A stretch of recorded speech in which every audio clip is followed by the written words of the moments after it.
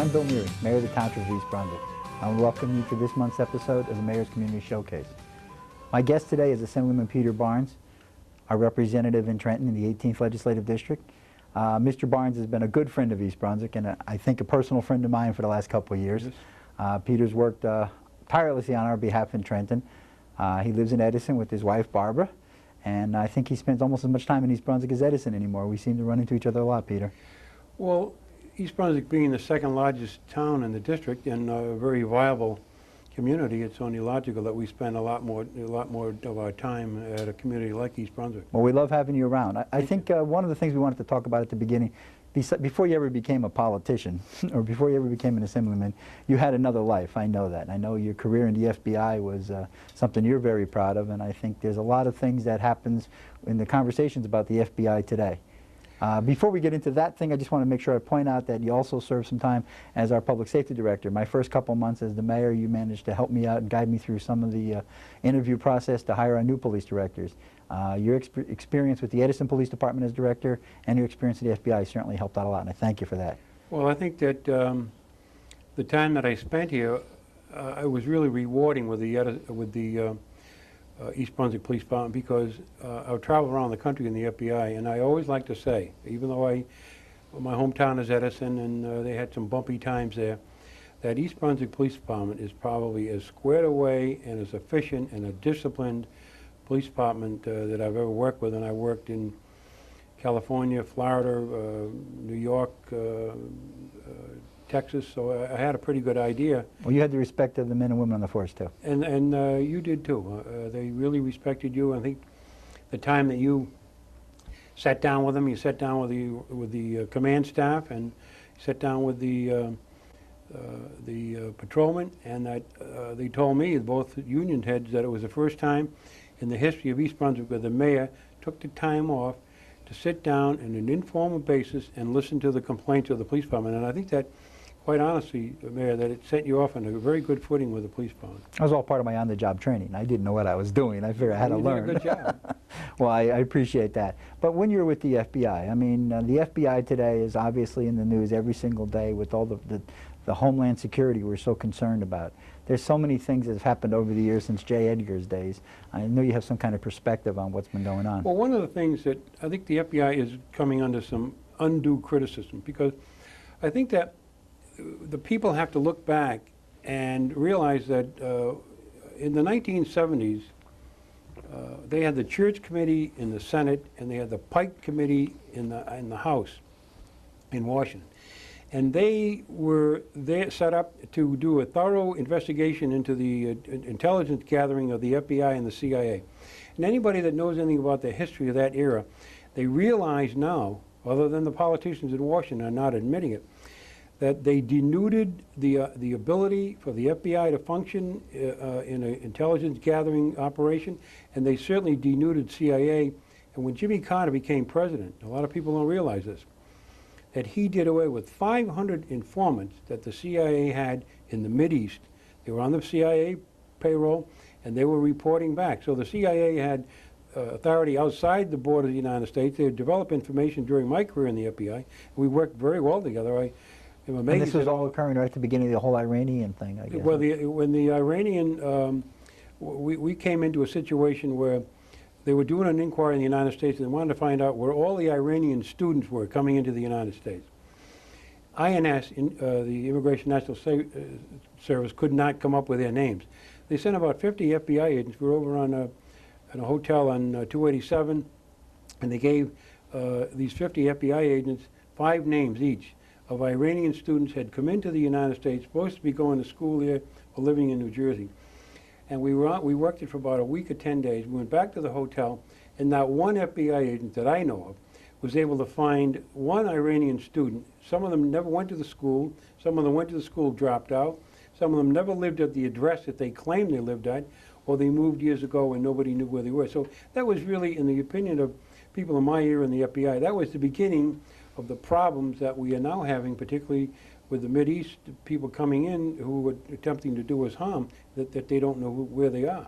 Well, I think that's what you're seeing in the news, too. I mean, there's there's a lot of problems in terms of keeping track of who some of these people are. They can be identified in the Mideast, and they come in here and just disappear. They disappear, and that immigration didn't have the ability, for whatever reason, to track them. And we're living in a free and open society, and everybody can come in and move. But I think that when the real facts come out, and the people want to do some investigation on their own, they'll find that the Pike Committee in the House and the Church Committee in the Senate did great damage to the American intelligence community, the ability to gather intelligence, and we're paying the price now. But history has always been a pendulum. It should be swinging back a little bit more in terms of tightening up some of the information gathering, some of the responses that are necessary. You can see it already with the commitment that the residents are behind it now. I mean, the citizens of back in the 70s and stuff were kind of post-Vietnam, trying to get back to the, there was an anti-government feeling. There was. Right, the hippies of the 60s. I remember J. Edgar Hoover's picture being on Newsweek. Yeah. And I remember being at a rock concert where they burned his picture, so I remember that. And there was a feeling that way. He was a decent guy, but history has not done him well. But the politics do change, and the temper of the people change, and I think that's what politicians do, respond to the people that way. Well, one thing the politicians never do is they never blame themselves. They always look for somebody else, and the CIA and the FBI, they're great targets, because people really don't understand what the politicians in Washington did to the FBI and the CIA, and now we're living under those conditions. Well, I'm confident that with the abilities of the people they're recruiting now, and the type of work they're going to be doing, and especially the commitment of the citizens anymore. The citizens, we were frightened. I mean, our world has changed considerably since 9/11. We all know that. And I think we all feel that this open society we have has got to be careful about how open we become in some ways. I don't think there's any doubt about that, Mayor, and that you have to have restraints on law enforcement, but then again, you can't handcuff them where they can't do their job, and this is exactly what happened. Well, you're talking about even on a local level with our local police department. Our public safety department is a great department, and we get as many letters and phone calls talking about how great some of our cops are. But there's always things that you worry about when somebody says something different. And we have the built-in systems with the internal affairs investigations, with the type of systems that we have in place to make sure that the restraints are there to make sure that we don't go overboard, but at the same time provide quality public safety. And I think it's a line. My wife has accompanied me to a lot of the affairs with the East Brunswick Police Department, and she's impressed with them. Because of course, we were married during my FBI career, and also when I was a director at Edison. And she said, not only is East Brunswick really well disciplined, she said, but you have to be good looking to be an East Brunswick police officer. Well, you don't have to be the mayor. The looks have nothing to do with the job.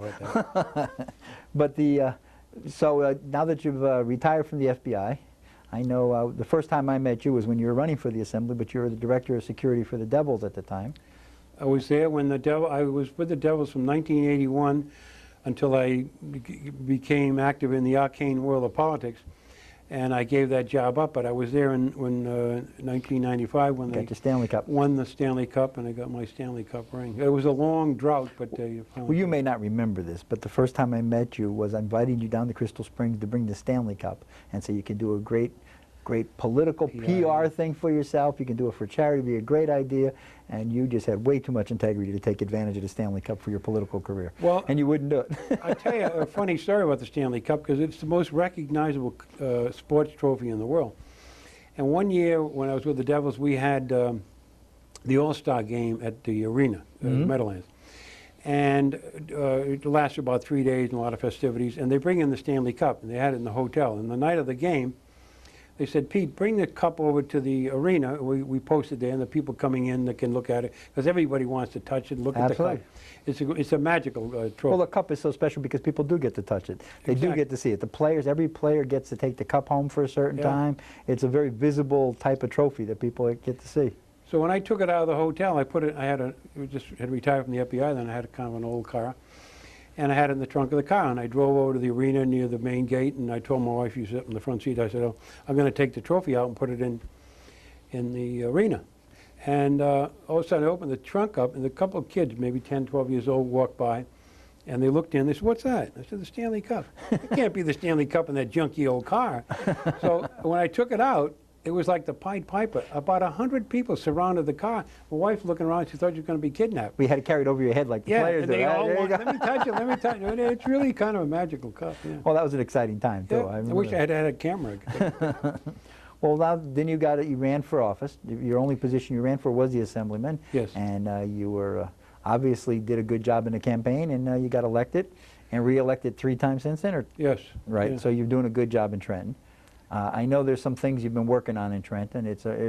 There's a million things you're always working on, but in terms of particular bills, there's a couple of bills that you talked about that I know that East Brunswick was the originator for you. Well, it's amazing that we went to the Hammershoals Junior High School, and the kids asked us to come over, and they had written questions for us. So we stood there, and they all we combined a couple of classes, and it must have had about 80, 100 kids. And a number of the questions that were given to us was, why do we have to carry these heavy backpacks?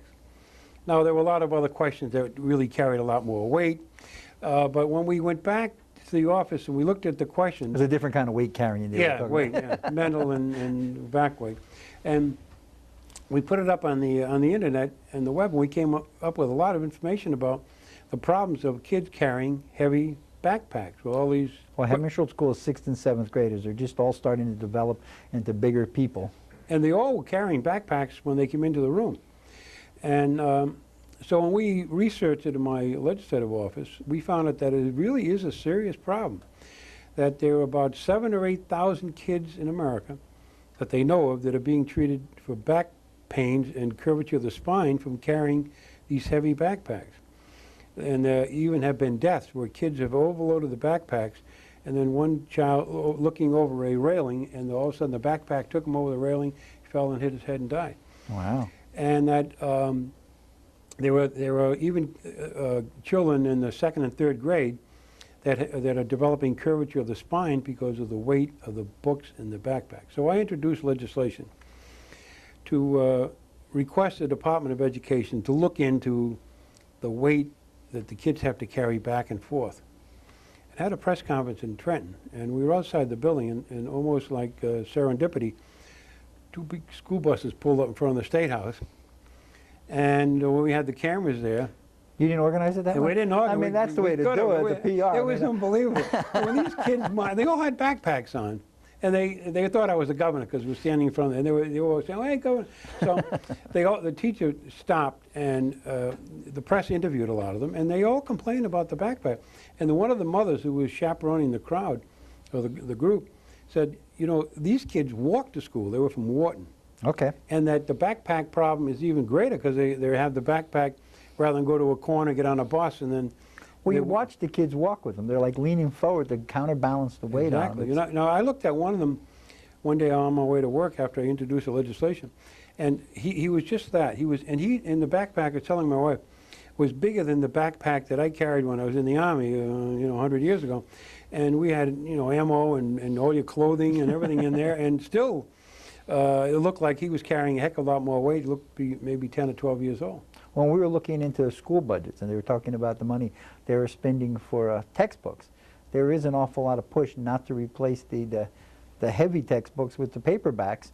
First of all, for the cost savings, they don't last as long, unfortunately, but also the weight involved in the paperbacks is less than the hardcovers. Well, my theme was that the weight and the quality of education shouldn't be based on the weight of the book. And that there are books that I'm told that weigh up to 20 pounds. So what does your bill propose then? It gives the Department of Education the authority to look into the problem of the weights on these books. Now, not everybody is on board on the bill, although I would say this bill has got more legs and has got more interest. I've been on about 3 TV shows, the New York Times, all the local papers, even on Rambling and Gambling. And you're on Channel 3 in East Brunswick, too. Channel 3 in East Brunswick, even better, because it's a home local station. And that parents are calling the office, and they are concerned. Now, my intent is not to require 2 separate books, one in school and one at home, because that would bust the budget. And we're not interested in increasing any budgetary problems because of what we have already in Trenton.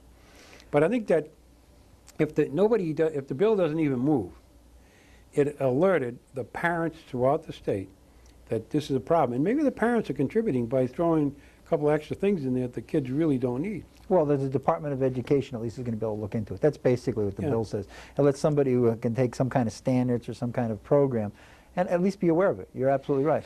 And I think long range, many years ahead, that they're already doing it. A lot of the schools have the books on tape, Okay.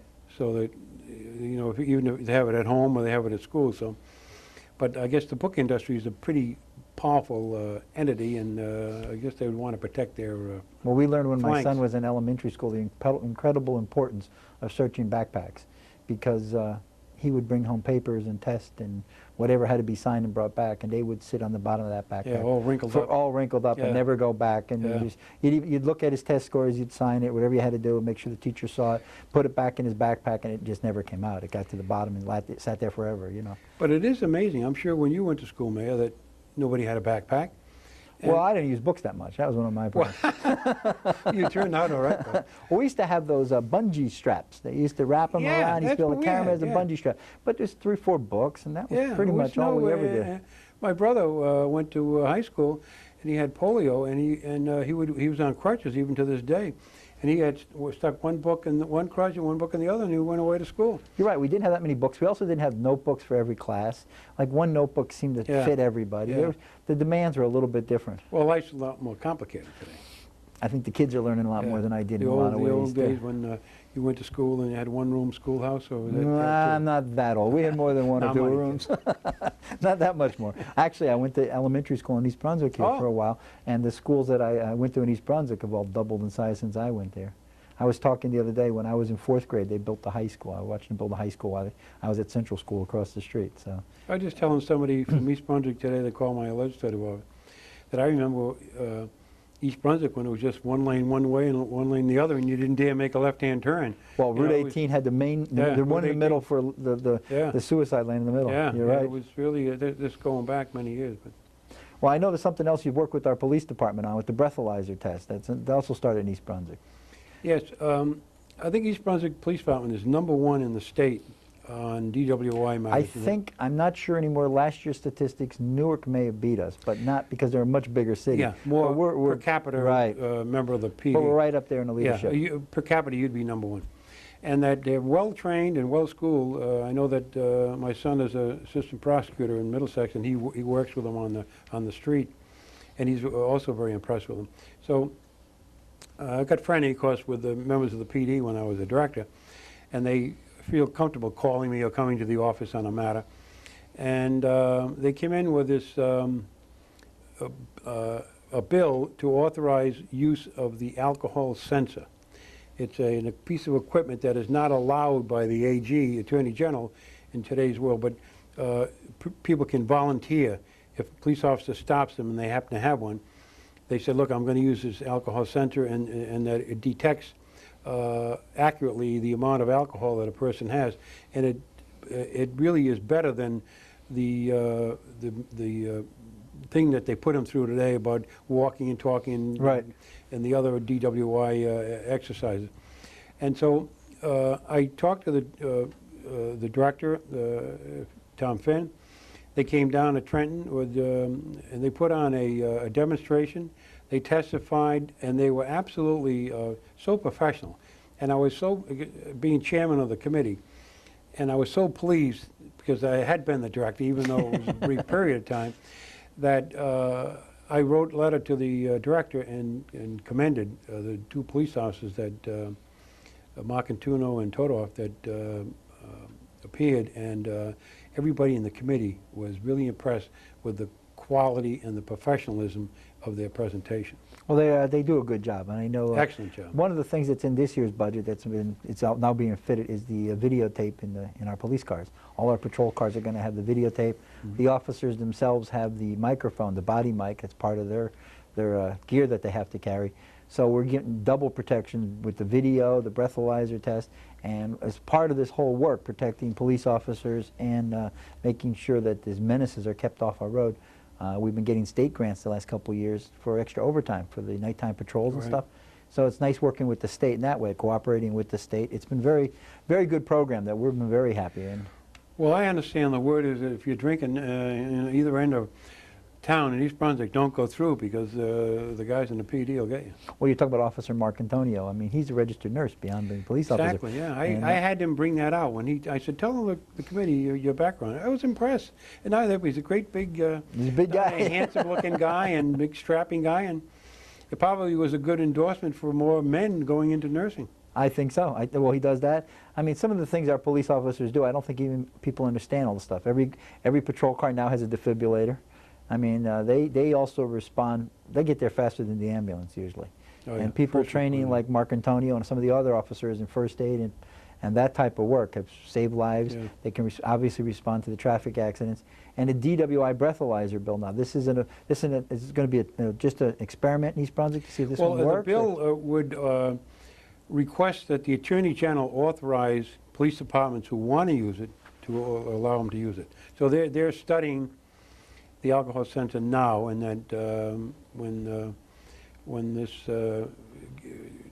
determination is made, then it'll allow them to use it. Because I saw the device that they use and everything. It is a pretty It's very sophisticated, much more sophisticated. And than what makes it nice is that a person can appear to be intoxicated, Mhm. and they put the alcohol sensor on them, and it registers 0. Then they know that the person is on some other problem. Either they might be diabetic. There have been cases where a diabetic has been thrown into jail because they become incoherent. The police officer thinks he's drunk. They go into And- insulin shock, and you got all kinds of and problems. a couple of cases nationwide where people die. Plus, a lot of these young kids with the ecstasy drug and other drugs, and they're at a party. Police arrive. It looks like they're drunk, and they give them that. If they had the ability to do that, they say no, they're not. They're on some drug, and maybe get them to the hospital and get them squared away. Well, that's right. It's not just a matter of catching DWIs. It's more than that. It has a great function. Well, there's also things you're working on in terms of identity theft. I know you've talked to our senior citizens about it. Yes, I've been here in town, talked to the seniors. I've been in every senior club in my district, the 18th district, and that in 1999, illegal telemarketers working out of Canada, phoning into America, scammed American citizens out of $40 billion. Billion? $40 billion. That's almost the budget for World War II. 85% of the $40 billion was taken from seniors. So I go around, and when I initially did it, I had an FBI agent who worked the cases. Now they pull all the agents off, and they're fighting terrorists. But I still go, and I have an FBI tape that I use, and then I answer questions in connection with people. Some people have been scammed, and they don't want their families to know. They don't tell their kids. They're embarrassed. Yeah, They're embarrassed. There was embarrassed. a case, the FBI told me about a case in Cleveland, Ohio, where a woman had a husband who was an invalid living at home, retired, and he had his portfolio, apparently an extensive one. The telemarketers got into calling her. They took $1 million that she cashed in from her husband's portfolio, and when the FBI found out about it, they went to the house and tried to get her to cooperate, because what they needed to do is put a tap on the telephone, and then they keep calling, because once Right. you spend $1 million, they sell your name to the other telemarketer. And she wouldn't let them in the house, and the husband said, "Who is it?" And she was afraid to tell him. It was the FBI. And you know, why are they here? Well, I lost $1 million of your portfolio. So, but $40 billion in 1999. And that was just through fraud. That That's wasn't the illegal. identity theft. No, that's illegally on these telemarketing fraud. But the identity theft is even worse. It's prior to September the 11th. These are the same people that go from one scam to another. The number one crime in America for the FBI prior to 9/11 was identity theft. That there were more people, because of the way we're living today with the computers and all the identification, that they're stealing people's identification. Well, I imagine that's the type of crime that's going to increase. It's going to grow up because Well, this. It's one of the problems that's going to happen Yeah. with the FBI getting involved in this area, the terrorists.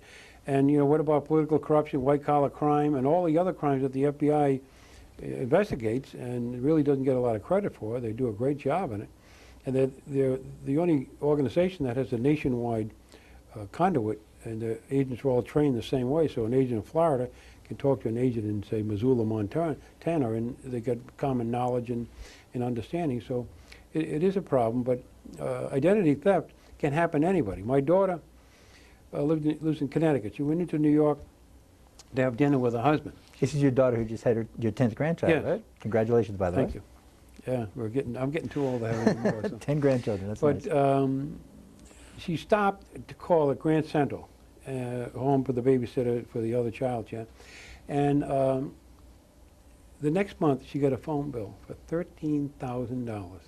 Somebody get the number over her That shoulder. they have people in these public areas with glasses, and they have another person standing next to them. They call it shoulder surfing. And they watch, and when you punch up your credit card number, they have the ability to say, oh, it's 246. Then they sell it to everybody. And they call it out to the other person, and they sell it immediately. Within a matter of hours, that thing is sold all over the country. And she got this $13,000 telephone bill, and it happens frequently. Because not only do they shoulder surf, but what they call dumpster diving. They go into these dumpsters, and they take Get phone bills out and everything else. phone bills, Social Security numbers. Well, there's enough things for us to worry about, I guess, today. Well, and in the modern society. It's a part of our society, part Exactly of right. complicated living. I want to thank you for coming here today. I mean, it's been a fast time spending here with you. I appreciate the effort you're working in Trenton on our behalf, and I'm always can count on you whenever I need some help in Trenton. You're one the of my first person I favorite call. guys, Mr. Mayor. Thank you very much, Assemblyman. I want to thank Assemblyman Barnes for coming here today. I'm sure his office in Edison and my office here, we always have constant contact. Any phone calls or any emails, we're going to get back to you. Thank you so much for coming. Appreciate it.